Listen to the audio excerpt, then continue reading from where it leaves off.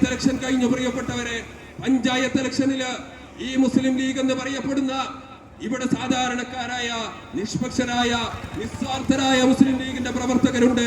അവരെ കുറിച്ചല്ല പറയുന്നത്. ഇവിടെ പ്രമാണിത്വം കാണിച്ചുകൊണ്ട് നടക്കുന്ന കേവലം 10% വരുന്ന ലീഗിന്റെ തമ്പുരാക്കന്മാരെ കുറിച്ചാണ് പറയുന്നത്. അവരാണ് അധികാരം കൈയാളുന്നത്. പല വാർഡുകളിലും കേരള സംസ്ഥാനത്ത് അവരെ ചർച്ച ചെയ്തു. സോഷ്യൽ ഡെമോക്രാറ്റിക് പാർട്ടി ഓഫ് ഇന്ത്യയെ പുറന്തള്ളണം ഇലക്ഷനിൽ എന്ന് പക്ഷേ ജനങ്ങൾ തിരുത്തി എഴുതി കുറിച്ചു.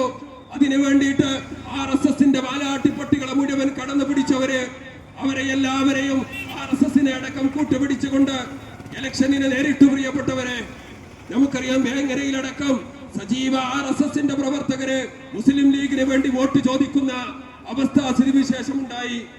നാം ആലോചിക്കേണ്ടതുണ്ട്, എവിടെ എത്തി? മഹാനായ ഖായിദെ മില്ലത്തും CH ഒക്കെ കടുത്തുയർത്തിയ ഈ പ്രസ്ഥാനത്തിന്റെ ഇന്നത്തെ അവസ്ഥ എന്താണെന്നുള്ളത് നാം ഓരോരുത്തരും ചിന്തിക്കേണ്ടതുണ്ട്.